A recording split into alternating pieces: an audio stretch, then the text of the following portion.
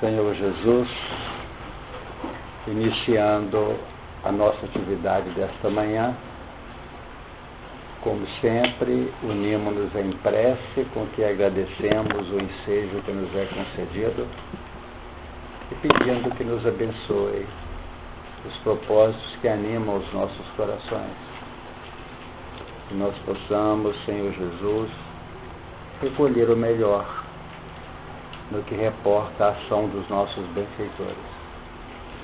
Possamos nos unir com os corações realmente empenhados e voltados para o desejo de aproximação nos planos dos melhores objetivos, garantindo assim uma assimilação correta de tudo quanto nos for oferecido. Pedimos vossas bênçãos para os que sofrem, amparo para cada um de nós, inclusive aqueles que direto ou indiretamente se reúnem aos nossos corações. Que as luzes superiores estejam conosco, favorecendo-nos a aprendizagem, e que este amparo amigo possa se estender em benefício de toda a humanidade. Que assim seja. Nós estamos trabalhando o capítulo 3. Alguns pontos já foram bastante comentados nas reuniões passadas. Nós vamos fazer a leitura para recompor nosso campo íntimo, mental, e trabalhar o assunto segundo as nossas necessidades. Diz o versículo 1 em diante: Ora, a serpente era mais astuta que todas as animais do campo que o Senhor Deus tinha feito, e esta disse à mulher: É assim que Deus disse: Não comereis de toda a árvore do jardim? E disse a mulher à serpente: Do fruto das árvores do jardim comeremos. Mas do fruto da árvore que está no meio do jardim, disse Deus: Não comereis dele, nem nele tocareis, para que não morrais. Então a serpente disse à mulher: Certamente não morrereis, porque Deus sabe que no dia em que dele comerdes, se abrirão os vossos olhos, e sereis como Deus, sabendo o bem e o mal. E vendo a mulher que aquela árvore era boa para se comer e agradável aos olhos, e árvore desejável para dar entendimento, tomou do seu fruto e comeu, e deu também ao seu marido, e ele comeu com ela. Então foram abertos os olhos de ambos, e conheceram que estavam nus, e coseram folhas de figueira, e fizeram para si aventais. E ouviram a voz do Senhor Deus, que passeava no jardim pela viração do dia, e escondeu-se Adão e sua mulher da presença do Senhor Deus entre as árvores do jardim. E chamou o Senhor Deus a Adão e disse: Onde estás? E ele disse: Ouvi a tua voz soar no jardim e comi,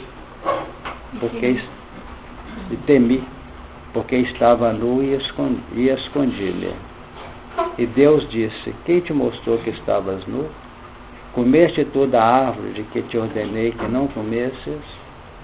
Então disse Adão: A mulher que me deste por companheira, ela me deu da árvore e comi. E disse o Senhor Deus à mulher: Por que fizeste isso? E disse a mulher: A serpente me enganou e eu comi. Então o Senhor Deus disse à serpente: Porquanto fizeste isto, maldita será mais que toda besta e mais que todos os animais do campo. Sobre o teu ventre andarás, e pó comerás todos os dias da tua vida. E porei inimizade entre ti e a mulher, e entre a tua semente e a sua semente. Esta lhe ferirá a cabeça, e tu lhe ferirás o calcanhar. Então nós fizemos essa leitura também na semana passada. A gente costuma ler no início para poder ajustar o nosso campo mental ao campo que nós estamos trabalhando. Nós verificamos no versículo 7, então foram abertos os olhos de ambos, e conheceram que estavam nus, e coseram folhas de figueira, e fizeram para si aventais. Nós temos que levar em conta Isso foi falado na reunião passada, a questão dos aventais, a questão das folhas de figueira, em que nós verificamos uma necessidade de fixação com muito carinho do conteúdo informativo com vista ao encaminhamento da evolução, agora em termos educacionais.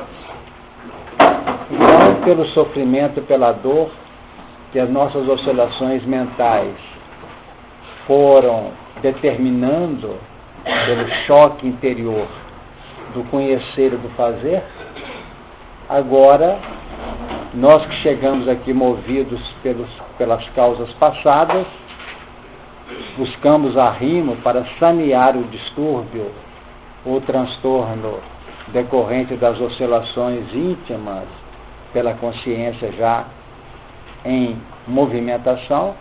Hoje nós estamos sentindo. Só tem uma forma de uma estabilidade mais coerente, mais continuada. Aquela condição de passar a alimentar da árvore da vida sem ser atraído pela árvore da ciência do bem e do mal.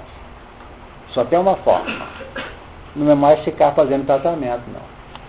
Nós estamos querendo evoluir por terapia. Terapia é o que mais tem no mundo hoje.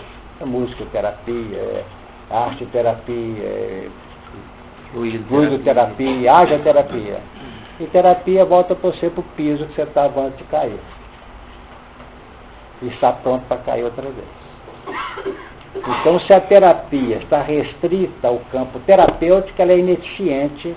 A humanidade vai descobrir isso e já está descobrindo. Que a legítima terapia é que projeta a profilaxia. E não tem profilaxia nenhuma que assim, você usa máscara para não se contaminar, você usa luva para não se contaminar. Isso não é saudosismo terapêutico, medo, temor. Então, o que nós vamos fazer? Temos que investir no plano operacional da luz, para que a treva não alcance, porque ela não pode com a luz. Quer dizer, esse é o que nós estamos vendo aqui. Adão e Eva já tinham passado pelos processos que nós estamos tentando ainda passar, em tese. Agora, quando fala aqui, vocês notam que passaram por plural aqui. Não é problema nem com Eva, nem com Adão. Descobriram que estavam nus. O que é isso? Plural. Porque no plano, vamos dizer, da construção de destino, com base na área operacional, no bem, não se faz sozinho. Então, se eu já estou trabalhando no sentido de descobrir a efetividade, compreender, entender se eu estou procurando manter uma vida de relação com equilíbrio e respeito, a minha faixa de convivência é o meu laboratório. Antes era convivência não machucar os outros, não ferir os outros, não maltratar os outros. Agora é saber como é que eu interajo com os outros para construir um mundo melhor, a partir do mundo íntimo a projetar-se no mundo exterior. Então, se nós não tivermos essa visão aqui, nós vamos ficar discutindo o ser na sua individualidade. E quem pensa em regeneração não pode pensar sozinho. É igual uma família que nós estamos vivendo hoje. A família que a gente vive, a gente abraça de manhã e briga depois do almoço. Que estão conosco os que estão ligados a nós. Então, no plano das atividades espirituais, nós estamos vivendo isto. Estamos do lado de alguém que dá tudo, faz tudo o que quer. No dia seguinte, pisa na bola com a gente ou nós pisamos com eles. Por quê? Porque são elementos que têm vínculos lá na retaguarda. E que se caíram de cabeça para baixo, lá embaixo, lá atrás, tem que erguer-se numa sustentação hoje em comum. Então, unem-se, tornam-se fraternos, tornam-se amigos, cooperam com os outros e dão cada pancada que ninguém aguenta. Pulam da canoa muitos para retornar a canoa lá na frente, 2, 3 reencarnações na frente. Porque o processo não é com essa rapidez que a gente acha, não. Porque às vezes as pessoas, na hora que está começando a ver o peso da construção, ela sente saudade. Então nós temos, por exemplo, que ter um sistema de vida em que nós temos uma capacidade de investir. E nesse investimento vem algumas saudades. A gente conversa com alguns companheiros que têm alguma experiência de vivência com as pessoas que deixaram marcas para a nossa caminhada.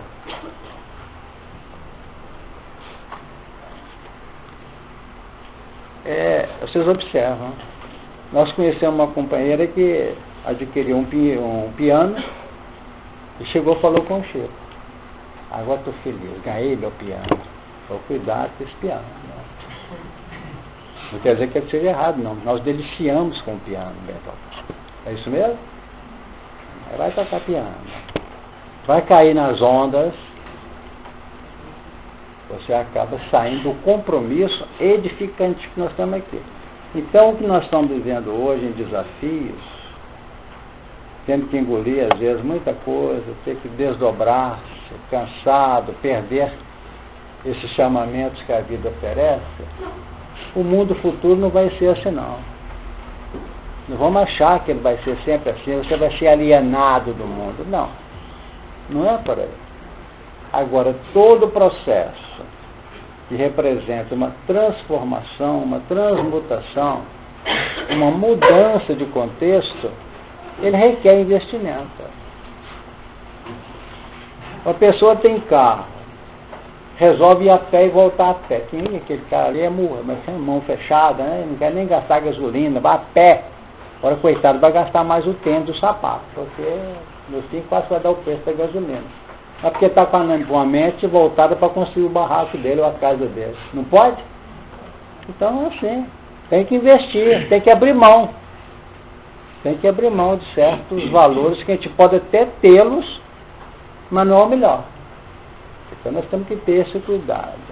A gente é chamado, normalmente, o chamamento de fanatismo está presente. Agora, o fanatismo, cuidado com quem nos chama de fanáticos. Porque ele pode estar certo. Mas cuidado para não entrar na onda insinuada pelo fanatismo que ele observa. Porque quando nós nos unimos num trabalho que a gente está sentindo bem, não tem retribuição maior. Agora, se eu sinto saudade, é melhor que eu vá atender o ângulo que eu estou com saudade e esgoto o restante dos resíduos que eu tenho de paixão com aqueles pontos, aqueles fatores. Então, nós estamos aqui diante de um processo elaborador para o trabalho, porque Adão e Eva estavam debaixo de esquecimento, eles já tinham essa conquista. Como é que vai falar com uma criatura autóctone que ele não pode comer da ciência do bem e do mal? Como é que ele vai aprender? Vai falar assim: você não precisa ler mais não, você tem que fazer o bem. Aliás, tem lugares aí que eles falam assim, né? Acho que gastando tempo no espiritismo, estudando, nada. Mas nós temos que meter a cara e estudar mesmo, porque nós temos uma série de fatores, de marcas de informação. Então vamos encontrar com muito carinho aquela linha onde nós vamos percorrer, com as cautelas do vigiai e com as aberturas do orai, para levar à frente o nosso esforço. Então, as folhas de figueira, para poder tentar cobrir, folha de figueira em avental, é você reciclar a obra do André Luiz. Mesma coisa. Lê de novo. Você está com dúvida? Lê de novo. Então, cada vez que eu estou lendo André Luiz, quando alguém lê o livro nosso lá, e fala assim comigo: tudo que eu li eu já sabia.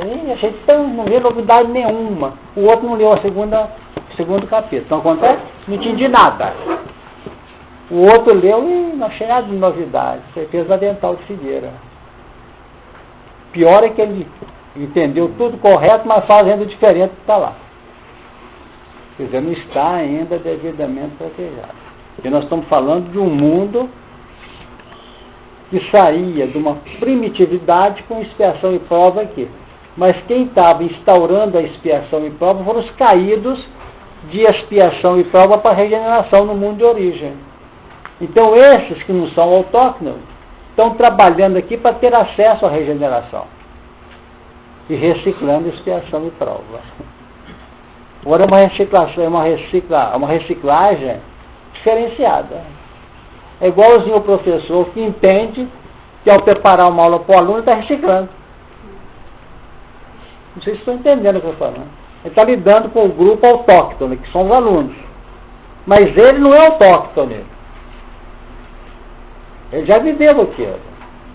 Então, enquanto ele está abrindo antenas perceptivas ao aluno, ele está avançando no campo operacional como educador. Então, se nós não tivermos essa visão espírita do contexto, a gente fica para trás. Então, foram abertos os olhos de ambos. Esses olhos, você sabe que são, né?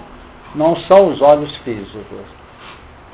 É uma alteração acima do corpo denso que eles tinham aqui, uma observação de profundidade com os olhos vinculados ao centro coronário deles. Ao centro coronário. E se vocês preferirem ter o centro coronário, e já que está razão e sentimento, eu posso juntar em cada um deles o centro coronário com o cerebral. O coronário como centro das inspirações, da análise do conteúdo, das fundamentações de ordem moral dos valores, e o cerebral no campo aplicativo, pelos sentidos.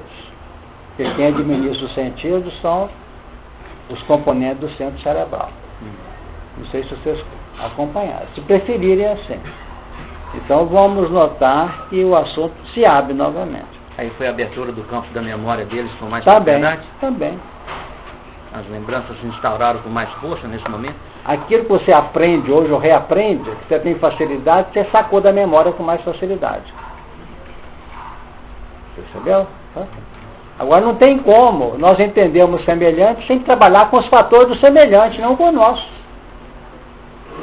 A pessoa fala assim, branco. Tenta entender esse branco que saiu do interlocutor se você quer ajudar. Mas você quer que o interlocutor veja um branco com o seu campo mental, está voltado com a mente para cá, aí você deixa ele alienado e se entra no campo de indisposição, de entristecimento e de dor.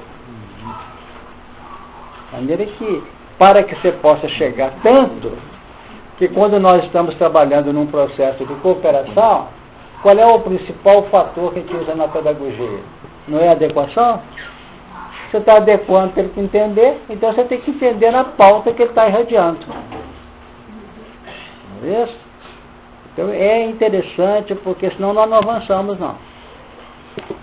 Quem está trabalhando mais proximamente em alguma coisa que possa nos ajudar a crescer no bem, tem observado isso. Observa mesmo. Não dá para entender fulano, vai ter que entender. Tem que entender porque a nossa mente é um vulcão de caracteres, de valores, que uns vêm com tristeza, outros vêm com alegria, outros vêm com saudade. Acontece isso. É muito ponto a analisar. Mais um ponto à frente para poder mudar de fisionomia aqui. Então, quando os olhos de ambos foram abertos, descobriram que estavam nus. Quer dizer, nus de edificação em consonância com aquilo que a observação ou a visão deles detonou, ou observou. Podia estar todo enfeitado, até fantasiado, mas os olhos não viam construções na nova faixa com que eles se apresentavam. Então nós temos aqui um processo para o autóctone, queda moral pessoal individual. E para aqueles que são exilados, e quando eu falo exilados, vamos abrir, vamos esquecer de capela. Esquecer de capela. Exilado é o capelino, também, é o que vem de outros ambientes. Exilado que vem de um continente que passa a reencarnar no outro continente, como aconteceu com o continente americano no século XVI, o fim do século XV. Foi uma quantidade enorme que veio para cá, tudo exilado. Mas estava reencarnando aqui mesmo, na Ásia, na Europa, há muito tempo. São exilados. Como exilado é que dentro do próprio país que ele pode estar, da própria cidade de Belo Horizonte, em N reencarnações. Foi esquecido, dormindo. Está entendendo? Quer dizer, visando o quê? Um processo de ajuste a 2 para cima. A 2 para cima. Porque senão não tem regeneração. Não se faz regeneração com uma pessoa só. Vai reencarnar uma entidade no planeta Terra, tem que se falar assim, no planeta Terra vai reencarnar um, ele vai promover a regeneração. Conversa. Nós aqui somos verdadeiros instrumentos, instauradores dessa regeneração. Agora não se faz isso, já que a regeneração, do seu sentido de ordem, é globalizada, é ampliada, então é nesse sentido. Então quando eu vejo, eu falei a palavra que eu queria falar também para não esquecer. Quando eu vejo globalização, não está muito na ordem, isso é regeneração. Só que essa é fazer uma regeneração ao nível dos valores lineares, do bem-estar social. Projeto de governo de todo jeito. E tudo oscilando. A bolsa semana passada, vocês acompanharam, né? Quase caiu para o buraco, né? Então, mostra que em 24 horas o mundo sai de uma situação e entra na outra. Agora o que é o mundo íntimo não muda de um dia para o outro, não. Então, vamos analisar sem... Então as regenerações se fazem sempre... As reencarnações se fazem sempre em grupo. Evidente. Sempre nós temos, porque um sozinho não faz o geral. Então não é muito normal que determinados elementos reencarnem um próximo ao outro. É comum. É muito comum. Então nós temos essas levas assim. Esse bloco sai daqui, vem para cá, esse aqui sai daqui para lá, para com vista à regeneração. Então nós não podemos mais querer, vamos dizer, fazer um trabalho de aquilo que acontecia com o indígena lá atrás, que nós já falamos muito, que ele sai do instinto de solidariedade para o amor. Não é isso? Abrindo as perspectivas do amor. Agora são assim. Reúnem 2 para os interesses pessoais. Vamos fazer a sociedade, vamos abrir uma empresa ali e tal, para ganhar dinheiro. E a regeneração, vamos entrar, ver se a gente pode ajudar. Você vai à frente, eu fico na escola aqui do lado de cá, desencarnado. Não é isso? Então é muito interessante, é muito bonito isso, é muito lógico. Fala, Sérgio. Eu tive uma dúvida aqui, quando você colocou que os processos que estão em execução nesse momento são 2. Os autóctones no resgate, na queda moral, e os exilados no resgate a 2. Certo. Eu não entendi muito bem porque o autóctone estava na queda moral, uma vez que ele estava na evolução natural dele, o que ele já tinha feito para ter uma queda Não, moral? eu falo que está certo. A queda moral do autóctone é quando ele, nós citamos um exemplo do autóctone, lembramos agora, da solidariedade para o amor. No início, defendendo-se de alguma intempérie, um da tribo corre para ele, no lugar que ele está, ele não dá apoio. Nós já comentamos isso aqui. Ele sai com ele do pau, até liquida com ele. Não tem nada, isso é ótimo. Hoje ele matou, amanhã ele é morto, e assim vai.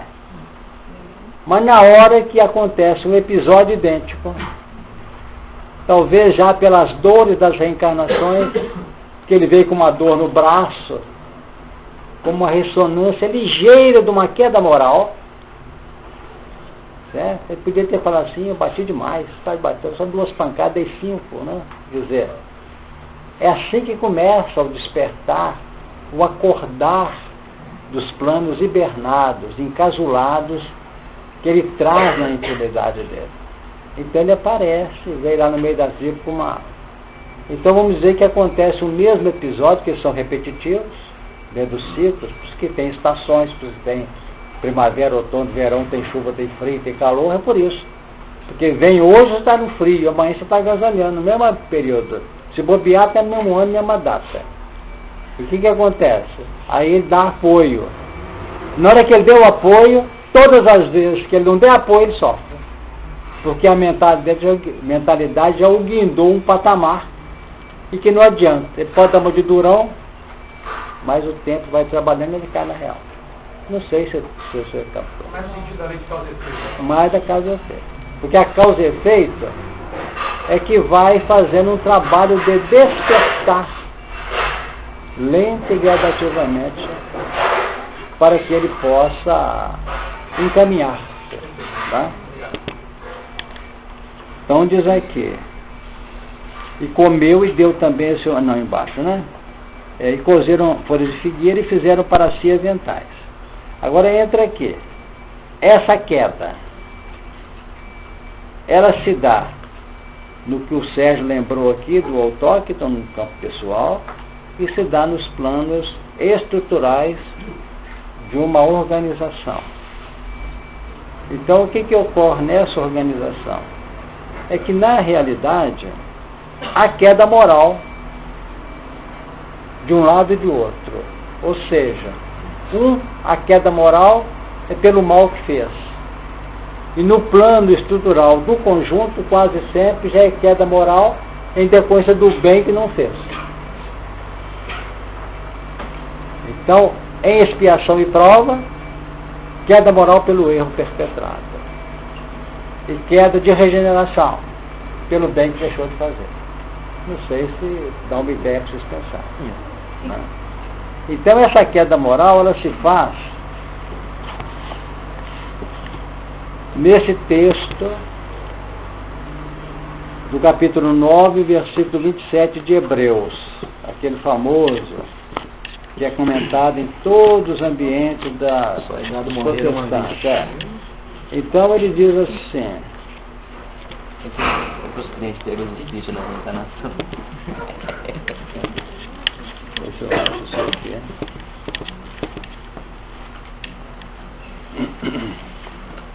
É um bar, né?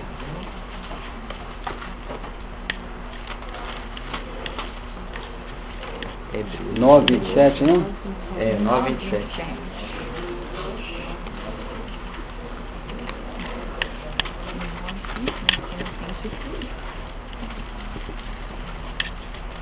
Está aqui, ó. E como aos homens está ordenado morrer uma vez e depois disso o juízo, assim também, oferecendo-se uma vez para tirar os pecados de muitos, aparecerá a segunda vez sem pecado aos que o esperam para a salvação.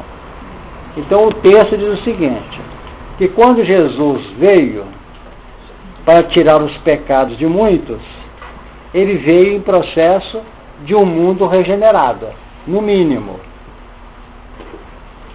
Porque aquele que produz, para além do seu interesse de reformulação pessoal, e ele vem passando por um sofrimento, por um testemunho, por um sacrifício, que não é tanto por limpeza pessoal, mas por uma vivência de um caractere que está ainda de algum modo não muito aceito pelo grupo ambiente, ele está abrindo perspectiva para o grupo ambiente começar a sentir que tem que trabalhar os campos do amor e do bem-estar. Eu não sei se vocês conseguiram pegar esse ponto aqui.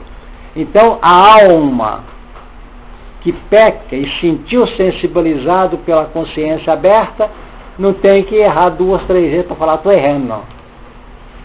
Ele fala, errei já. Agora, Jesus vem oferecendo-se uma vez para tirar os pecados de muitos. Então, o que significa? Ele não veio para tirar pecado dele.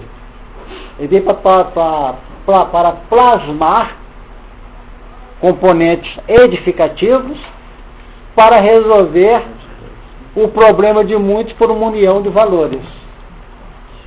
Então, nós não sabemos, quando nos preparamos para a regeneração, o que nós estamos ainda tirando do acervo negativo que trazemos. Aí que entra a colocação de Simão Pedro na epístola dele. O amor cobre a multidão de pecados. Então é multidão de pecados e multidão de pessoas mesmo que estão, quando aderem ao trabalho, ele está fazendo um investimento que representa cooperar na obra do Criador, pela expressão crística, ajudando a tirar os pecados de muitos. Porque as pessoas começam a investir no amor por uma tendência natural e com isso está saneando a própria intimidade com suas marcas negativas. Então esse é o texto que nós queríamos que vocês lembrassem. Então quem está empenhado em trabalhar na doutrina espírita com coragem e dando o recado, ele ainda está tirando pecados, muitos dele ainda. Então, se ele participou lá atrás, em nome de ideais, e perturbou a vida de 50, é capaz de ele mexer com 500 nessa vida, linhas diretas e indiretas. Então, está vendo o quê? Um processo de harmonização. Agora, ficam pendentes, isso que nós não podemos deixar de falar. As pendências, isso é que é complicado. É quando naquele grupo mais ou menos homogêneo, positivo ou negativamente, nós marcamos a ficha dele. Esse que a gente marcou a ficha, de maneira menos feliz, esse fica no grupão. Ai meu Deus, esse é difícil de engolir. Não dá mesmo. Porque tem marcas que sugaram mais aprofundadamente o psiquismo de um e de outro. Então é aí que nós temos que ficar atentos. A gente às vezes, se bobear, a gente costuma comentar isso com os próximos, né? Me ajuda para ver se eu aguento essa figura, que não dá e tal, e coisa e tal. Era quando nós começamos a soltar o problema da figura de maneira mais reverente, vira tumulto e revolução. Aí parte para agressões, para situações e até para crimes se reciclam. De maneira que é preciso ter esse cuidado. Então, olha, eu estou indo um pouquinho preso lá na queda do toque, porque é pela... O senhor explicou aí, mas ficou um pouquinho difícil. Porque eles ainda não tinham desperto ainda, não é? Certo. Era o grupo que vieram de fora que... Não, o toque não é daqui. Pois é, o grupo que era mais perto, o grupo da Eva e da serpente, né? Isso. Então, é pela saturação que eles foram compreendendo? Foram sofrendo e foi saturando e a choque? Olha, foi assim que eles saturação talvez pela dor. Uhum. Vamos falar nesse sentido, não por um processo de ficar massificando, não. Uhum. Porque o senso, quando ao despertar, começa a surgir um punhado de medo. Você já viu quando a mãe e o pai estão preocupados com a filha? Além do normal? Não acontece isso? A filha até ela tem lá seus problemas, é natural que nós somos pais, temos que estar preocupados com a filha ou com o filho. Mas a gente se preocupa com coisa que nunca vai acontecer e nunca passou na cabeça do filho. Não acontece? Não acontece. E aí sugere para fazer, né? Juízo. Corre não. Nós temos um caso que nós ouvimos, você contando, né? Que é a cabeça da gente. O pai tinha lá uma filha, né? Que era querido dele, e chegava o namorado dela, ela irreverentemente dentro de casa, e fechava o quarto dela com o namorado, entrava para lá, punha a música numa altura e tal, e aqui estava criando uma verdadeira pavor nos pais. Aí passou um tempo, não tinha jeito, arrombaram as portas. Pum, né? Quando chegou, estava um sentado de um lado, outro outro, em estado de lótus, em plena concentração espiritual. Entendeu? Quer dizer, coisa assim, né? Quer dizer, são pontos que nós temos que verificar isso, né? Agora, a Lenise está falando aqui da música, né? Que está contrariando, mas tinha outras coisas também que naturalmente viriam em socorro do nosso exemplo rápido. Mas acho que o grupo entendeu o que nós estamos falando, né, Léo? O pessoal aqui em frente, eu te diverte essa coluna aqui do meio na frente. Marcou a ficha, meu amigo. Você marcou a ficha que eu deveria. Bateu o selo. Por que a gente tem a impressão, não sei se é só os espíritas, que os nossos credores sumiram todos, só temos inquilinos, só temos cobradores? É verdade. Por que a gente tem essa impressão? É assim mesmo? É porque você é muito... Quanto mais a gente avança, apesar de não estar avançando moralmente falando, no campo positivo, você fica muito sensível. Então você descobre sombra da pessoa. Acha que ele está pensando aquilo, está fazendo aquilo, está analisando aquilo, e é dureza. E a gente começa a criar situações que pode estar acontecendo na cabeça do outro, é uma hipertrofia das elaborações mentais da gente. A gente passa a sofrer demais. Tanto não é o justo deixar para lá, como não é justo ficar elucubrando, equacionando coisa que nunca existiu e nem vai existir. A gente vive muito isso. Levantado coisa que nunca passou na cabeça. E a pessoa faz aquele esquema, equaciona tudo, define, meu Deus, o que é isso? Que dia que foi? A dia daquele dia você não está olhando para mim, está brigado comigo. Que dia? Que dia que foi? Não contar, pode acontecer. Como é que é essas coisas? Quem queria falar? Beth. Quando você nos ensinou para a árvore da vida e usar a árvore da vida sem sermos atraídos pela árvore da ciência do bem e do mal, a árvore da vida é o trabalho com o semelhante? Porque se você ficar só intelectualizado na árvore do bem e do mal, você vai perceber o caminho, né? Agora, bom, isso eu entendi. Agora, a árvore da vida é trabalhar com o semelhante, lembrando da palavra do Neto, onde estiver dois, eu aí estarei. Dois, no sentido de eu trabalhar com o próximo, numa interação. Eu vou tentar te ajudar, vou tentar. A árvore da vida, amor. A árvore da ciência do bem e do mal, justiça. Só isso. Agora eu pergunto a Beth, você pode ser uma adepta de Francisco de Assis. Adora os animaizinhos. Está vendo? Agora quando você começa a adorar o animal, ou adorar a natureza, amar uma árvore, e dentro do seu coração está assim, essa árvore ajuda a oxigenação do ambiente, essa árvore produz frutos sazonados, essa árvore produz sombra, que pode ajudar o transeunte, aí você está amando. Senão você está sendo só uma criatura caprichosa, tem tendência a mexer com as plantas, mas não está nem aí. Planta por planta, não é quando você pegar um livro, ficar pondo na estante todo dia, arruma, tira para fora, está no arrumado, está na fora, é a mesma coisa. Você está ocupando o tempo em nome de uma virtude que não existe. Existe um capricho pessoal. Então a árvore da vida tem que ver. Quando você, por exemplo, tira uma pedra do passeio que alguém pode tropeçar, mas que coisa. Um tira a pedra pensando no que colocou a pedra. Tá soltando foguete, é o fogo lá pelas maldições dele com aquele que pôs a pedra. Não é isso? Tá bom. Porque ele está com medo de alguém machucar. E ele mesmo escapou de não machucar. O outro está tirando a pedra, poupando os que vão passar.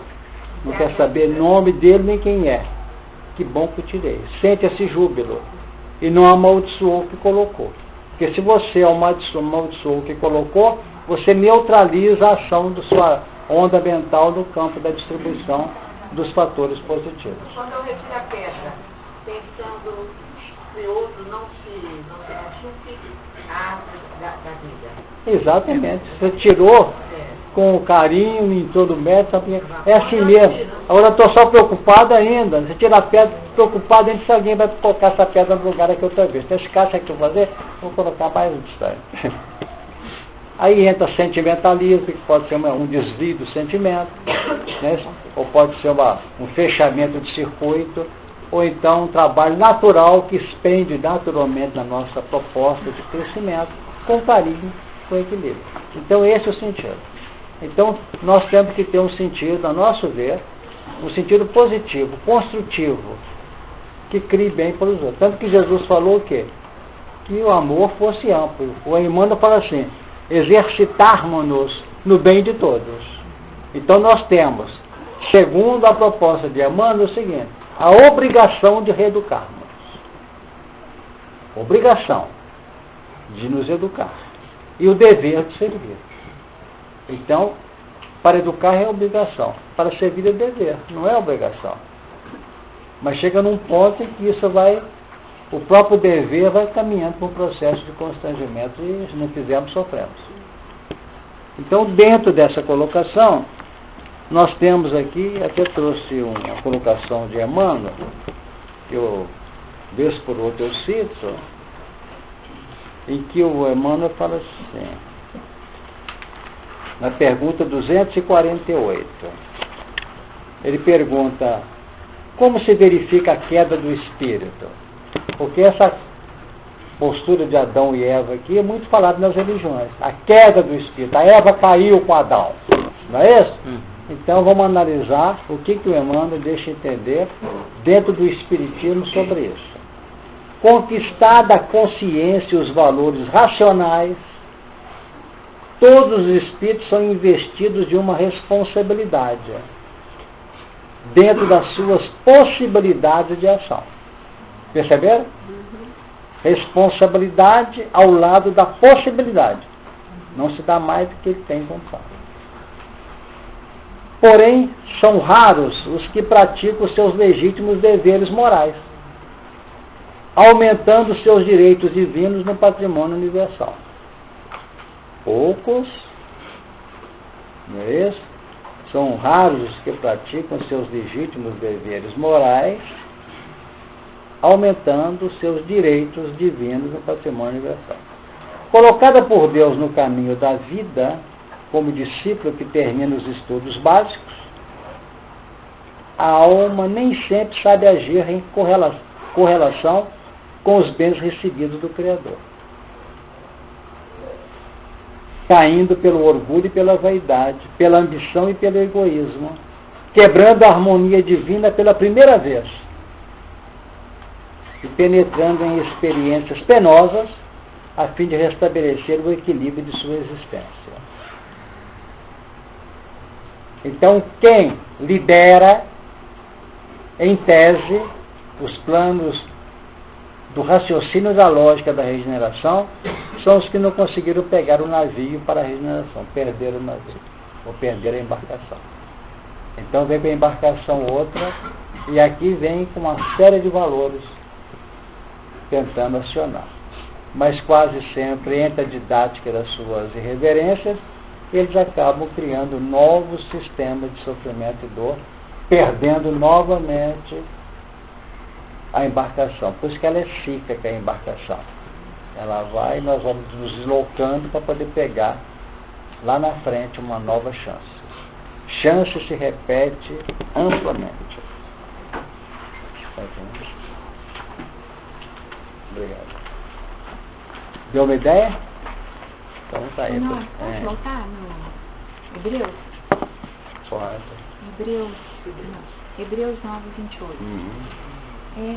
Poderia pensar que o primeiro movimento do versículo, Cristo oferecendo-se uma vez para tirar os pecados de muitos. Nesse primeiro movimento, nós teríamos uma ação mais ofensiva, com uma certa objetividade, né? Então, é o Cristo que se oferece e opera, então, tirando. Então, eu poderia correlacionar com uma fase de evolução onde o processo dá-se de fora para dentro, e na segunda parte, segunda vez aparecerá a segunda vez, sem pecado, aos que o esperam para a salvação. Sim. Então, aqui, numa segunda etapa, quando a evolução já é algo que faz parte dos valores do indivíduo, em termos de consciência, e que se opera não por força do erro, né? O pecado enquanto erro, certo, mas como uma proposta de alcance do objetivo que é a salvação. Então, a evolução de dentro para fora. De dentro para fora, ou seja... Pode pensar? Pode, porque a primeira vez que ele se oferece ainda conturba, ainda mexe com a criatura. E ele vai aparecer segunda vez aqueles que foram tocados pela primeira vez dele. Certo? Aqueles que foram fiéis, investiram na vacina que ele trouxe, ou na medicação que ele trouxe, de operar no bem. Aí, tanto é que quando você vê assim, ressurgiu ou não ressurgiu? Você viu lá? Você viu que ele viu? Mas será que ele veio mesmo? Será que você viu mesmo? Não foi ilusão de ótica? Então, essa luta que o Evangelho apresenta, os que viram e os que não viram, representa que os que se dedicaram e que foram fiéis e que investiram. Porque o problema nosso é investimento. tanto investimento, tem hora que tem vontade de chutar o balde, não tem não? Ou vocês não tiveram isso ainda? Sim. Tá na coisa, isso aqui é perder tempo. Ficar para lá e para cá, ninguém não tá nem aí. Pessoal, chuta o balde. Esse Jesus veio e falou, gente, vamos ajudar. Viu o Chico, aquela vozinha dele, né? E eu disse, não sei o quê. Acho que o Chico estava ó fora mesmo, né? Isso não dá pé não. A gente parte, e é o que está dizendo aqui. É o investimento. Porque ele diz o seguinte, em vez de você ficar preocupado com seus erros, faça a sua parte. Vamos ajudar. E eles vão falar que você falavam isso. Qual é a autoridade que você tem para fazer isso? Te conheço. Se há 10 anos atrás, ou 5 anos, ou 2, não sei, mês passado, você aprontou, cada uma está aqui para fazer pregação aqui no grupo irmã. Se quiser, é um negócio sério. Isso, Paulo, por exemplo, estava louco, né? Está em devaneio. Vamos mata o Estevão lá, depois está lá chamando o povo para... É sério, porque nós saímos desse ponto para o outro. Então, é importante, dentro disso que eu estou observando, porque é uma proposta edificativa, não de destruição do erro, mas de edificação do bem, a gente nota o seguinte, é que é tão difícil quanto investir na modificação interior. Esse segundo Jesus está voltando aí é o outro. Ele volta no próximo. Ele não volta necessariamente naquele da ficha marcada, nem todos. Não todos. Mas no meio de todos ele não está ficha marcada. Tem, esse aí eu conheço. Ai meu Deus, nossa sério.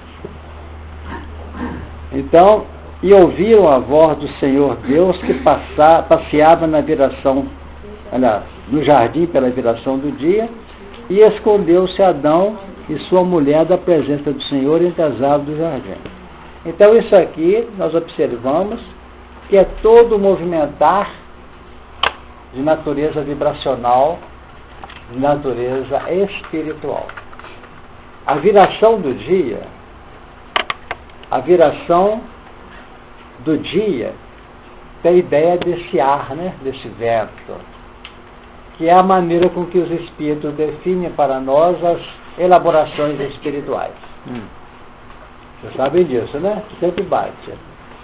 Aqui na frente, em João, diz assim, só para vocês correlacionarem, e vendo a fita, vocês encontrarão caminhos para relacionar.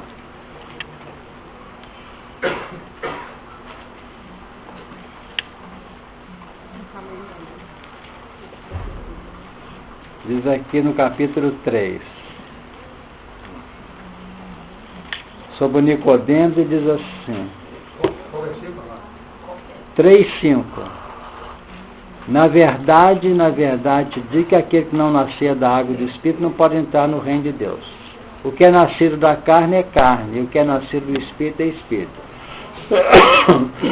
Não te maravilhes de ter dito, necessário vos é nascer de novo. E aqui entra o 8. O vento assopra onde quer, e ouves a sua voz. Então a voz do Criador, né, o movimento do Criador se fazia em meio à viração do dia. Só que o vento toca e a gente sente ele no tato. Agora, esse vento espiritualmente compreendido é aquele que toca a nossa intimidade pelo campo associativo da vida mental. O vento assopra onde quer e ouves a sua voz, mas não sabes de onde vem nem para onde vai. Assim é todo aquele que é nascido do Espírito.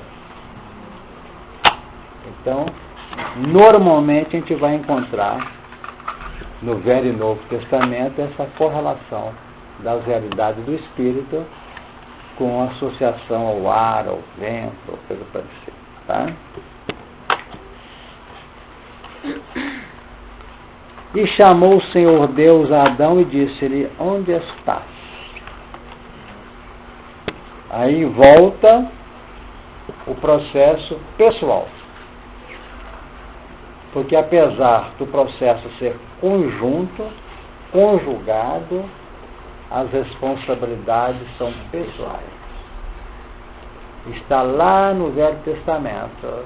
Um título, se não me engano, Ezequiel 14. Deixa eu ver se não estou bom com minha memória. Ezequiel 18. 18, né? É. Ezequiel 18. Cortado muitas vezes. Hein? Cortado muitas vezes. Ezequiel 18. Vê se acha aí. Ezequiel 18. Responsabilidade pessoal. É mesmo.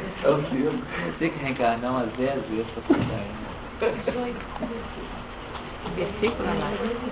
É 200, logo no início. Ezequiel, está aqui, já localizei. Né? É. Então não adianta, nós podemos trabalhar. Eu estou relembrando esse texto por uma razão simples.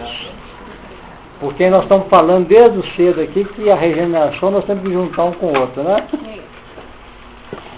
Tem que juntar um com o outro. Não se faz regeneração sem união. Por isso que aí já entra irmão, irmã, marido, mulher, sogra, nora, genro, entra tudo aí. Ô Nora, então enquanto eu não suportar o outro, eu não curei a mim mesma. Sem dúvida. Porque você está se matriculando ao crescimento não mais para se defender, mas para oferecer luz. E a luz tem que ter paciência com as trevas. Nós poderíamos tirar pessoal, mudar o suportação,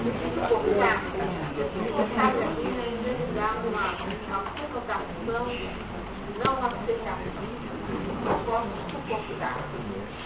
Nós não teríamos que caminhar um pouco mais, além da suportação, no sentido de quando eu estou enxergando a árvore, ela dá folha, ela dá sombra, ela dá fruto. Sim.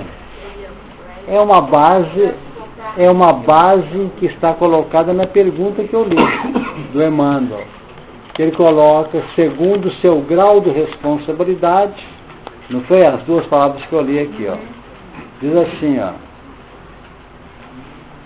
Quebrando, penetrando, né? Aqui. Dentro de suas possibilidades de ação, porém, não, tem mais acima. São investir de uma responsabilidade dentro das suas possibilidades de ação. Então são duas coisas que se interpenetram, interrelacionam.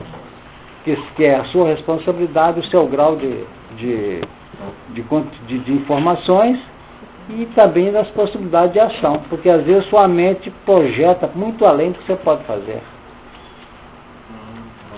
E essa diferença entre a mente na sua projeção e os seus recursos operacionais é que existe a necessidade de clareza e de humildade pessoal. O que eu quero dizer? Você tem que saber, dentro da sua nível, dentro daquele nível, atentem para isso, dentro daquele nível de bom senso, saber o que representa um caractere que você não consegue vencer ainda, para que ele não continue machucando vocês. Então eu leio que eu tenho que ser assim, ó, daqui para diante eu tenho que comer um prato só no almoço. Aí entra aquele que pesa 40 quilos como prato, outro pesa 80, ou 90, ou 120 quilos como um também de mesmo tamanho. Daqui a pouco ele está se amofinando. Concorda? Porque não está suprindo. Isso é consolador. Não é agora, como é complicador, não só. Ele utilizou uma expressão que eu vou respeitar, consolador. Mas quer dizer que é desastroso para quem senta em cima disso e se acomoda, com base no conhecimento que já possui. Quem sabe a nossa responsabilidade é a consciência nossa. Agora eu tenho que saber o seguinte, que eu descubro aqui na reunião que eu tenho uma profissão que não é adequada com aquilo que é o lógico, que é o justo, que é o harmônico no universo. Não tem isso? Ocupa um posto, tem 4 ou 5 filhos, é meu ganha-pão. Aí eu chego em casa, amanhã eu peço demissão. E fica 1 ano ou 2 desempregado, dando trabalho para a sociedade, pondo os filhos com fome. Agiu com prudência? Não. Ele saiu daqui assim. Eu tenho que pensar nisso. Acho que eu vou ter que mudar minha profissão. Concorda? E faz um processo que a inteligência outorga. Ou se ele se acomodar, não, quem ficou um ano fica mais 10, eu vou aposentar. Não é mesmo? Quer dizer, aí já entra no processo da sua avaliação pessoal. O assunto é mais sério do que parece. Mas vamos pensar. Então diz aqui o capítulo 18. E veio a mim a palavra de Ezequiel. E veio a mim a palavra do Senhor dizendo: que tendes vós que dizeis esta parábola acerca da terra de Israel, dizendo: os pais comeram uvas verdes e os dentes dos filhos se embotaram? Vivo eu, diz o Senhor Jeová, que nunca mais direis este provérbio em Israel. Eis que todas as almas são minhas, como a alma do pai, também a alma do filho é minha. A alma que pecar, essa morrerá. Não é o que o outro fez, não. Então aquela história errônea do capítulo 20, sou o Senhor teu Deus, que pune a transgressão dos pais nos filhos, até a terceira e quarta, não tem nada de até, não. Porque neto não tem que pagar débito do avô de jeito nenhum. Agora, se você analisar a tradução do Zamenhof, a tradução latina, vai notar que não é até, é na terceira e quarta geração, que é diferente. Ou seja, em tese, o filho não pode ser o mesmo espírito do pai. Nas linhas normais, não pode ser. Eu posso dizer normais, sabe por quê? Porque quem sabe se guarda um embrião, não é isso? Que não tem nenhum espírito lá ainda, que sabe, o cara desencarna ele mesmo que volta com o filho dele. Mas nas linhas normais das conexões, de pai para filho, de filho para neto, né, em relação ao pai, é assim que funciona. Ele pode ser neto dele ou pode ser bisneto, não pode ser filho. Então, dentro disso, continua. O Emmanuel fala isso, ele fala que ele foi neto, ele nasceu como neto.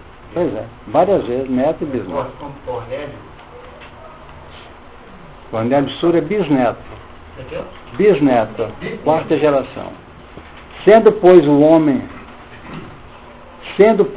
versículo 5, justo e fazendo juízo e justiça, não comendo sobre os montes, nem levantando seus olhos para os ídolos da casa de Israel, nem contaminando a mulher do seu próximo, nem se chegando à mulher na sua separação, não oprimindo a ninguém, tornando ao devedor o seu penhor, e não roubando, dando seu pão ao faminto, e cobrindo o nu com vestido, não dando seu dinheiro à usura, e não recebendo demais, desviando a mão da injustiça e fazendo verdadeiro juízo entre homem e homem, andando nos meus estatutos e guardando os meus juízos para obrar segundo a verdade, o tal justo certamente viverá, diz o Senhor Jeová. E se ele gerar um filho ladrão, derramador de sangue, que fizer ao seu irmão qualquer destas coisas, e não cumprir todos aqueles deveres, etc., etc., e oprimir ao aflito, no versículo 12, no 13, e emprestar com usura, no 14, e eis que se ele gerar um filho, que veja todos os pecados que seu pai fez, e vendo-os, não cometer coisas semelhantes, não comer sobre os montes, no versículo 15, não oprimir, no versículo 16, desviar do aflito, no 17, seu pai, porque fez opressão e roubou, no 18, mas dizeis, no 19, por que não levará o filho à maldade do pai? Porque o filho fez juízo e justiça e guardou todos os meus estatutos e os praticou, por isso certamente viverá. A alma que pecar, essa morrerá. O filho não levará a maldade do pai, nem o pai levará a maldade do filho. A justiça do justo ficará com ele, sobre ele, e a impiedade do ímpio cairá sobre ele. Mas se o ímpio se converter, aí já entra outras expressões da misericórdia. Então esse capítulo 18 do livro de Ezequiel vale ser lido para entender essa lei de causa e efeito. Então vamos ter esse cuidado. Então quando eu abri, Carlos, agora há pouco, que eu falei que nós temos que aprender a viver nos fundamentos da educação. O que é viver nos fundamentos claros e nítidos da educação? É saber que se eu abro o coração para me educar, eu recebo o primeiro passo da proposta educacional pela informação que eu recolho. E a informação gera conflito entre o que eu tenho feito e o novo componente que eu tenho recebido. E noto que, de um lado, eu sou desafiado na minha vontade e nos meus planos de responsabilidade, de vivência e convivência. É isso? Mas sinto que tem valores que eu não posso revertê-los de imediato. Então eu tenho que ter humildade para dizer: Senhor, aguarda um bocadinho que eu vou chegar lá. Nas minhas elucubrações pessoais. E se notar que tem fatores que estão perfeitamente dentro de um processo de elaboração, que ainda não me dá conta de operar sem fanatismo, com equilíbrio, eu não tenho que me inculpar. Porque é um processo claro no campo da didática. É igualzinho uma criatura que está sendo ensinada a andar, e nós temos que colocar a criança que ela nasceu recentemente, aprender a andar, encosta lá, vem cá, ela não pode ter o dedo de cair. Ela dá um impulso, dá os passos e cambaleia para não ter equilíbrio. Então nós temos que ter esse cuidado. Que é assim que nós somos vistos do plano espiritual para cá. Da nossa falibilidade, da nossa imperfeição, da nossa inexperiência. Agora, se eu colocar na cabeça, aí eu viro um verdadeiro complicador do próprio destino. Esse onde estás hoje, quando que ele está se repetindo para nós? Como é que essa pergunta está sendo feita hoje na nossa consciência? Onde está significa onde ele está por uma consciência dele. Você acha que você podia estar escondido ou podia estar à luz aberta? Quer dizer, é uma pergunta que é um endereço direto à consciência daquela criatura. Onde está? Fala para mim, onde é que você está?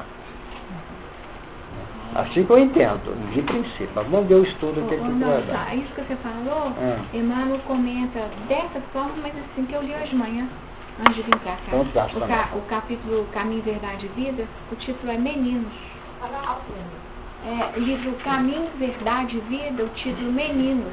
E Emmanuel fala dessa condição do ser humano, com as suas fragilidades, e nas experiências com meninos, e a nossa posição de não julgamento, de respeito, frente às dificuldades, por caracterizar as nossas dificuldades como naturais da fase mesmo, que nós vivemos espiritualmente. Nós temos que ter, aí é um estado de humildade operante, de humildade autêntica, porque até na humildade, na medida que a gente evolui, vai começando, meu Deus, estou vivendo uma humilhação ou estou dando um exemplo de uma postura de humildade? Até isso.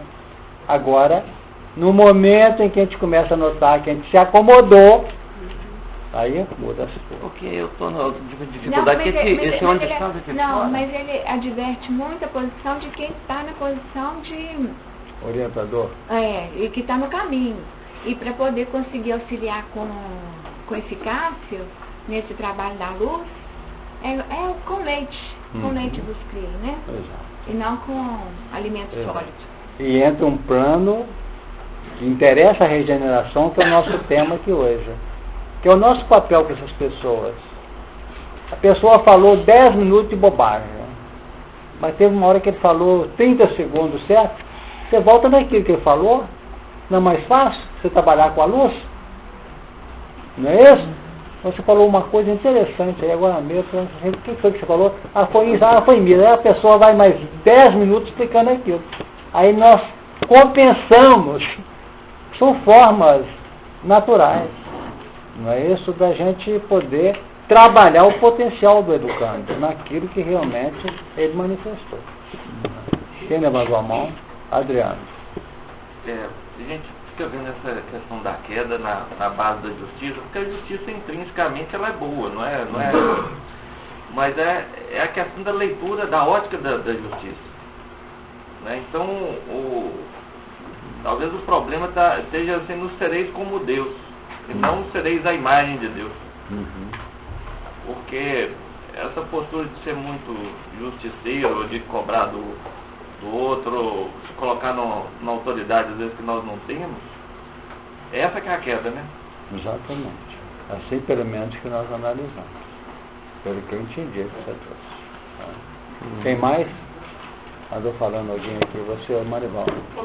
Naquele aspecto que você falou desse conflito das informações que nós vivemos, que não podemos mudar de imediato, a gente vê a correlação da fala de Kardec definindo o espírito. Porque ele não cobra que nós nos transformemos assim de uma hora para outra. Ele fala do esforço que nós precisamos manter para nos transformar. Isso é muito importante, porque eu falo ainda ontem numa palestra que a gente fazia, eu lembrei essa expressão. O dia que o Espiritismo exigir que a gente seja santo, tudo está complicado. Porque a doutrina espírita não deixa dúvida que nós temos que ter o espírito de santificar-se. Porque a grandeza, o plano de projeção para o infinito, é no ser de perfeitos. O dia que alguém achou que aperfeiçoou-se, parou na evolução. Por quê? Porque na realidade, nesse versículo 48 do capítulo 5 de Mateus, sede vós, pois, perfeito, como perfeito é vosso Pai que está no céu, Jesus coloca o ponto de referência da perfeição nossa no Deus que nós concebemos. Ele não podia falar, sede vós, pois, perfeito, como perfeito é meu Pai. Ele não podia dizer isso. Seria antididático. Eu não sei que ele é o Pai que Jesus tem. Qual é a concepção que ele tem de Deus? Eu sei que é muito maior do que a minha. Eu olho para um escorpião e me apavoro. Ele olha para que caixinha, né? Sei lá, bonitinho. Ele tem ótica que eu não tenho. Então, essa colocação, o vosso Pai, é que define que está no limite da minha compreensão da divindade. E como ele está bem além, em termos naturais e conceituais, de conceituação minha, eu tenho ele como referência. Então, esse ser de perfeito define um processo de constante santificação, de constante mudança que o Marival nos trouxe ali agora. Então, vamos ficar atentos. Agora, cuidado na hora que a gente fala que sabe, ele deu o atestado de que não está sabendo, o que ele acha que sabia. Por aí, vamos contar. Pode falar você. Espera só um bocadinho. Da informação, eu queria que você falasse mais um pouquinho sobre essa informação. Sim. Em choque com o que a gente Tá. está fazendo, o que a gente é, que parece dar um nome. Esse vez por outra nós estamos dizendo que nós temos resultado com a nossa pedagogia laica, porque tem muitos expertos presentes aí, que eu entendo que ela tem alguns passos. O primeiro passo da educação é a informação, é a instrução. Não é isso? Então a instrução nos visita. E a instrução tem regime de lei. Pode sair com uma emissão de afetividade e amor do educador. Não pode? Te dou aqui o que é de mais precioso. Tenha calma. Eu sou meio irritado, meio irreverente. Isso entrou, saiu dele como amor. Me colheu como justiça, refrear. Não é isso? Instrução. Então, todas as vezes que eu dou meu pinote, dou meu grito, eu lembro de quem me deu esse recado. Posso não lembrar dele, mas lembro do recado. Calma, senhor. Ele falou calma. Aí está o conflito. E esse conflito, ele começa a serenar-se na medida em que eu não perco a capacidade de reerguimento. Onde está? Sua pergunta feita. Estou aqui, mas vou tentar sair dessa. Não é isso? Aí vai repetindo, e a pouco ele que ia dar um grito, falou mais alto. Foi o primeiro sinal de alívio do peso consciencial. Entre o valor orientado e o condicionamento intrínseco dele, que é a irradiação natural do dia a dia dele. Então a educação tem passos. E o primeiro é a aprendizagem, que tem papel legal. É um papel mosaico de lei. Porque ela constrange, ela coage, ela sobrepesa, ela faz sofrer. E o amor é o que sai. A justiça não pede momento. Cobra, como nós vimos aqui no capítulo 18 de Ezequiel. O amor espera. O amor aguarda. Porque ele é espontâneo, ele é irradiante. Não é imposto. Depois nós voltamos a falar. Aqui no meio, quem levantou a mão? Você. Aprender, nessa forma que a gente tem que aprender nos fundamentos da educação. Aí eu estava estudando essa semana, acho que as fontes vivas, não rejeite a confiança. Eu estava pensando na... Como é que é a expressão? Não rejeite a confiança. Uma das subvenções, não rejeite a confiança. Eu estava pensando quando a gente estava está nu, essa falta de confiança dentro do processo educativo, né? Porque o nu significa o seguinte, é que ele incorporou o conceito que a consciência dele homologa como válido. Avocou. E se auto-observa e nota que ele está nu. Ou seja, o campo mental reveste de fora para dentro. E o campo do sentimento vivenciado irradia a vestimenta de dentro para fora. Então você sabe uma pessoa que está pincelando conceitos que não são dele, são de autores que está fazendo uma elaboração, e quando há uma autoridade. Quanto mais genuína foi a emissão do educador, mais autenticidade, mais capacidade transformadora no educando ele possui. Entendeu agora? Pois é, então o que é trabalhar com o Cristo? É a pessoa ter humildade suficiente, disposição de assimilação e metabolização do conteúdo e vivê-lo, ainda que seja uma coisa pequena. Na hora que a gente vive um episódio que reflete um contexto, um conceito deste, há uma alegria no céu, está no Evangelho no seu sentido figurado. Essa alegria no céu é dentre aqueles que nos amam. Olha, não é que ele fez. Entendeu? Porque há mais alegria por um justo, né, por um pecador que se arrepende nesse sentido, do que 99 justos. Porque o trabalho da luz é tentar clarificar, desativar o papel da sombra. Não é agredir a sombra. O dia que a luz agredir a sombra, está tudo complicado. Então existem pesos que a gente bate muito aqui e repete. Tem grupos espíritas e outras religiões que colocam a sombra, o Satanás como tendo que ser destruído. O dia que a sombra acabar no universo, a luz coagula, acaba. Porque a luz existe em função da treva.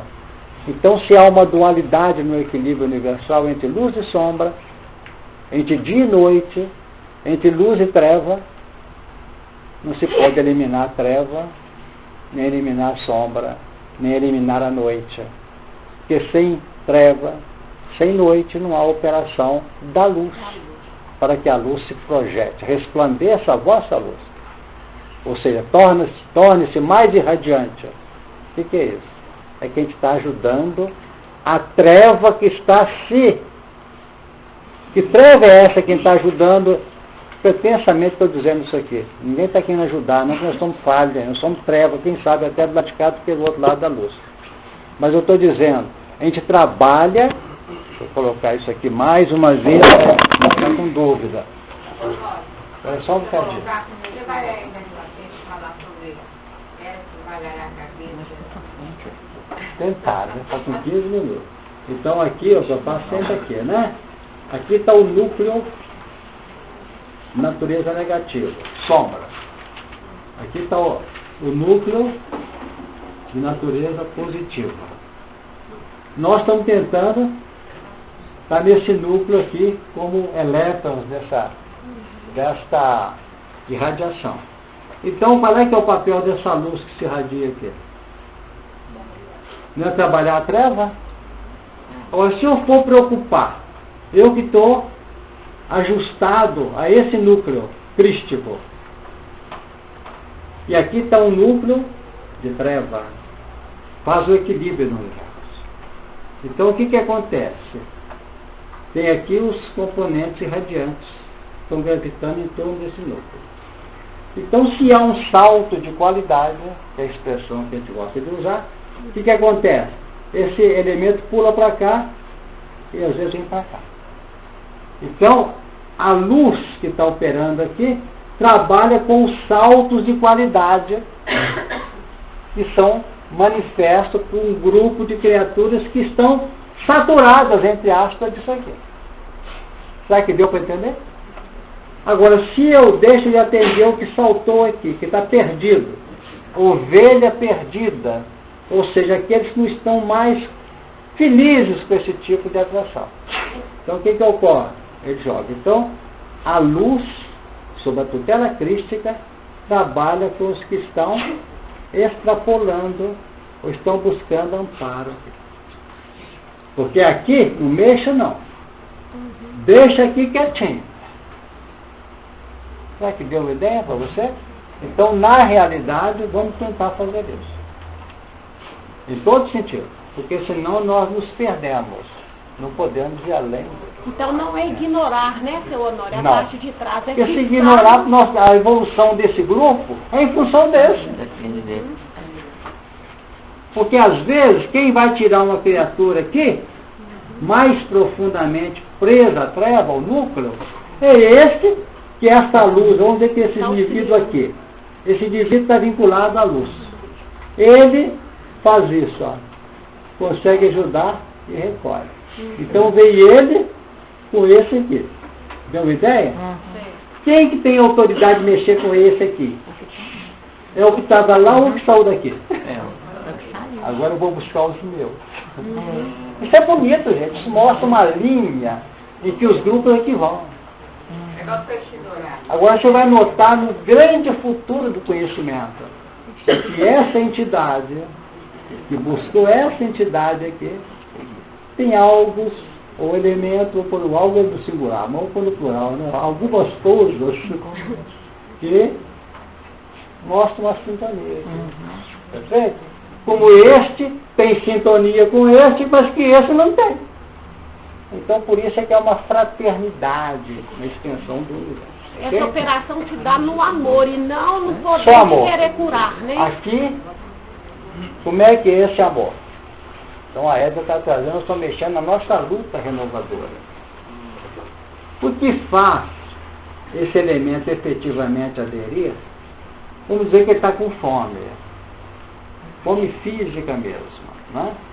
Então o que ocorre? Passou o pão para ele alimentar o prato de comida. Eu dei o prato de comida, entrei para dentro da sala de retorno. Esses pedintes, ninguém aguenta, né? O pão que eu dou aqui joga para fora lá, que não devia ter dado. Certo? Mas na hora que eu canalizo, ou eu converso com essa pessoa, eu procuro emitir no instrumento da conexão, que é o pão, que é a moeda, que é a palavra. Eu utilizo o instrumento que a maioria das pessoas colocam como sendo a caridade, que não é, é a instrumentação da caridade. Então eu aproveito o instrumento que mostra um campo de conexão e jogo a vibração ali. Entendeu? Pode não ter nada falado, só olhou assim, não vai dizer coitado não, mas talvez seja até assim que ele fala. Mas se esse coitado canalizou algo que sai dos átomos mentais da emissão do profundo da mente, trabalhando energia de alta frequência, mexeu na energia profunda do campo mental desse elemento, e ele deposita aquilo lá. E às vezes daqui a 2, 3 meses tem um sonho sonhou com a gente. Perfeito? Por quê? Porque inoculou na intimidade dele componentes que ele tem que fazer a libertação dele. Ninguém liberta ninguém não. Quando se fala o Cristo liberta, é o Cristo íntimo nosso, não é o de Jesus lá não. Porque o Cristo de Jesus é um, o Cristo do Honório é outro. Então o Cristo que significa? São os potenciais de ordem positiva de luz que existem, que estão hibernados, encasulados na personalidade. Senhor Honório, à noite aí é um espaço para o repouso do dia? É porque na hora que você repousa, você está dando campo a uma hibernação da estrutura física, mais densa, e libera o espírito. Quanto mais amortece, por exemplo, está tirando fazendo um exame da criatura dos movimentos do sistema nervoso dele. Certo? Quanto mais apaga o sistema nervoso dele, mais suave, mais a evidência do espírito. Certo? Ou seja, quanto mais lenta as ondas físicas, está dando mais condição de atividade do plano espiritual. É com a lei natural. Então, dentro disso, ele pode se projetar. Tem gente que vai cochilando e já cai nos braços de uma entidade. Tanto que a maior parte dos programas que nós nos completamos com eles são feitos à noite. Nós calculamos um percentual que raia 90% dos problemas. Eles foram projetados à noite. Você sai do corpo sem altera de uma prece, de um equilíbrio. Quando você sai, por exemplo, em prece, dentro de uma página, a mente está. Aí você entra em relação pela faixa vibracional da emissão mental com uma entidade amiga, que é o seu guia espiritual, ou seu anjo da guarda, como diz as religiões. Aí você está resguardado, até por uma questão científica e técnica. Ou se você cai na cama, mas nem ora nem nada, e vai cochilando, já custou vir hoje, hein? A turma está lá esperando. Então cai lá e pô, chega de manhã, acorda, ai meu Deus, queria ter mais 2 horas de sono, sente um abatimento, porque às vezes é um estudante de uma religião, de uma atividade espiritual, não pode? Está aqui assistindo reunião, está dando passo, e entrou numa festa especial na vida espiritual, e acorda com aqueles reflexos dos conflitos entre o que ele está tentando ser e o que ele ainda efetivamente é, um espírito liberto. Isso não é consolador. Não. Ô, tristeza.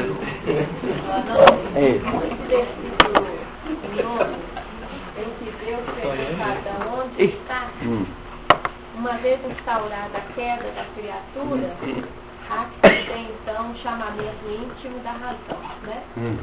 Onde a gente estabelece toda a criatura deve interar uma análise, um estudo, porque senão a gente faz bobagem. Sem dúvida. Agora, esse chamamento, onde estás? A vista vai ter consolador. Porque não deixa a gente ficar escondido, quietinho, não. Na hora que você acha que está escondido, não está. Vem exatamente a solicitação. O senhor vai falar mais disso? Hein? O senhor vai falar mais disso? Quem que pergunta onde está? Tem hora que é de fora e tem hora que é de dentro? Quando ele é muito de fora, você nem ouve, né? Isso é fácil. Nem responder para ele, não. Porque normalmente, onde estás e que há uma reação, houve uma conexão. Ela pode ser induzida de fora para dentro e perguntar e você cai na realidade. Afinal de contas, onde eu estou? É uma questão de reflexão. De novo aí, o chamamento através da via auditiva, né? Da via auditiva. É bem primitivo. É bem primitivo. Nós temos batido muito nisso aqui. Quando nós não temos uma capacidade plena de uma visão lúcida, de uma visão num painel bem definido, bem delineado, nós vamos usar a audição. Na transfiguração. Na transfiguração foi assim. Os discípulos não conseguiram ver aquilo. Quando viram aquilo, caíram na retaguarda, construir tendas, não sei o quê. Aí foram cobertos por uma nuvem e não tiveram função de ver mais nada, mas puderam ouvir. Isso é que a delícia trouxe aí. Então, continuando, diz assim: onde estás? Ora, a resposta dele. E ele disse, processo de clareza, de manifestação: ouvi a tua voz soar no jardim e temi, porque estava nu e escondi-me. Então nós temos aí alguns verbos que nós vamos trabalhar nisso na semana que vem, porque o tempo que ela vai numa velocidade, hoje não vai dar. Então, primeiro, ouvi. Foi o que comentou-se agora, né? Onde está? E ele concorda. Ouvi. Quer dizer, não foi uma circunstância dele levantar sua coisa parecida, não. Ouvi o que? A tua voz soar no jardim. Então esse jardim deixou de ser o jardim externo para ser o jardim presente no plano de reflexos da intimidade dele. Então a voz do Senhor é a voz da consciência lúcida, em meio às conturbações, vamos dizer, que realmente não davam segurança a ele. Por mais tumultuada a consciência, Quando nós conseguimos voltar para determinados anos, nós notamos que os avisos chegam. A consciência é coisa que nós vamos ter que estudar muito ainda para saber como é que... Porque ela tem várias linhas de conexão. Esse é peso da consciência. A pessoa está com a consciência pesada, então é o grito da consciência, né? Agora ele ouviu no profundo da alma dele, né? Ouvi tua voz soar no jardim e temi. O temor é o que nós falamos agora há pouco aqui, para não entrar na intimidação que você lembrou aqui, do Consolador, né? Por quê? Quando a gente sente que está vivendo algo que não é o ideal, e nós não tememos, né, por coragem, ousadia, conveniente, não. Harmonicamente, é sinal que está tudo bem. Não é temor. Porque o temor, no caso aqui, é patológico. O temor aqui é de desnivelamento. Ora, o temor natural, pelo que nós aprendemos, ele é uma instrumentação clara, lógica da vida, de defesa nossa. Talvez aí é difícil explicar o que é medo, o que é temor, o que é fobia, cada coisa na sua linha. E ele aqui declarou que tive medo. Esse é o sentido. E se teve medo, ele notou que estava nas mãos de Deus, não numa projeção de crescimento. Estava na mão do Deus vingativo, do Deus punitivo. Sou o teu Deus, que pune a transgressão dos pais nos filhos. E na medida que a gente observa isso com calma e vai entendendo Deus sustentador e não o Deus punitivo, nós vamos aprender que Deus nunca puniu ninguém. Porque as suas leis são sábias. E se não tivesse essa passagem por esses territórios, a gente não crescia. Então o temor surge, é isso, Denise? Como é que chama? A fé. Da fé. O temor é o berço rústico da fé. Então a fé começou a criar-se pelo temor. Então, com esse temir aqui, ao mesmo tempo que é um componente negativo, triste, sofrido, doentio, ele é instrumento de projeção do ser para sair da enrascada. Percebeu? Porque no momento que ele representa medo de quê? De culpa, medo disso, medo daquilo. Então ele saiu da linha do crescimento natural pela escolha de opções, no campo seletivo da existência, e entrou por linhas de conseguir agora como é que ele vai safar da situação sofrendo menos. Sofrendo menos. Então o temir aqui representa, você está começando de novo. O autóctone está emergindo a fé pelo medo. Aquele exemplo do Caramuru aí, né? Deu tiro lá, todo mundo se apavorou com o tiro. Não é isso? Então, aquele é um medo natural. Então, é sempre assim que nós temos batido e temos depreendido dos estudos. O processo do temor instaura a fé. E a fé, robustecendo, elimina o temor. É da lei. O instinto sexual é amor em expansão. O amor surgindo elimina o instinto como expressão ainda de uma inferioridade, de uma brutalidade do ser. Então, tudo assim, os valores fecham em cima de si próprio. Então, o componente instaurador de um processo traz em si próprio a própria vacina de reversão do processo de eliminação da atuação dele. Eu acho isso muito interessante ter conhecimento no campo. No Pão Nosso tem um capítulo, eu não sei o número, não estou lembrando, que Emmanuel traz o trabalho e o título é assim, Por que me chamaste? E o Emmanuel traz as formas com que nós chamamos pelo Pai. Sim. Errôneas, né, às vezes. E aqui, quando esse Senhor Deus chamou Adão, e a pergunta ainda foi, onde estás? Ele estava buscando ele para voltar ele para o piso dele. Porque ele desvia. Esse onde não é lugar onde. aqui ou ali. Longe, onde estás, definindo onde você repousa o seu estado mental. É estado de alma, é estado de consciência, para que ele se identificasse. Então essa pergunta define que a misericórdia tem instrumento que faz a sindicância junto do ser. Você sabe onde você está? Não é isso? Tem consciência? Então quando ele revelou pela resposta, por reação, temi e escondi-me, é uma busca natural de proteção. E esse verbo, esconder-se, normalmente se refere à reencarnação. Nós vamos estudar se fecha aqui. Entendeu? Porque tudo se deu aqui dentro de um processo fora do corpo, para depois definir, quem sabe ele, já numa postura de consciência planificada, informada, clarificada, de que ele estava escondido na nova posição de Deus. A diferença entre ser descoberto e se descobrir. Exatamente. Normalmente nós somos descobertos. Para depois sermos... Não, somos descobertos pela misericórdia. Depois nos descobrimos. Não é isso? Nos descobrimos. Esse homem não seria uma constatação de que ele foi ausente, a razão? Ou seja... Repete o início aí. Onde está? Não foi uma cobrança assim, por que você não agiu em tempo?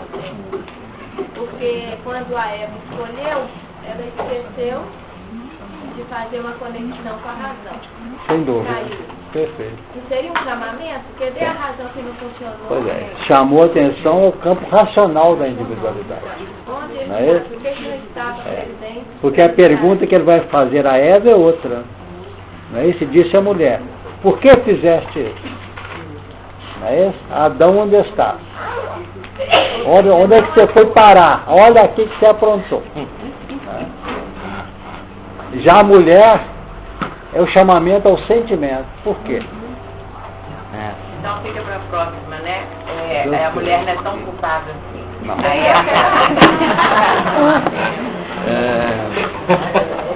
Mas, quem fizer Aqui só tem artista, hein? só artista. Nós vamos Cheguei querendo escapar pela tangente. agradecer a Deus o ensejo que nos foi dado, fazer a nossa prece.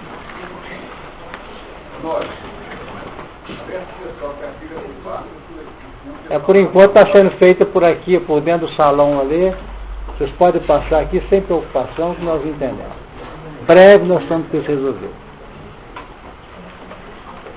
Nós chegamos ao tempo de mais uma reunião, juntos com os nossos melhores pensamentos e sentimentos, agradecendo a Deus, nosso Pai, a Jesus, nosso Mestre, a espiritualidade amiga, esses benfeitores incansáveis que nos sustentam na marcha, uma oportunidade.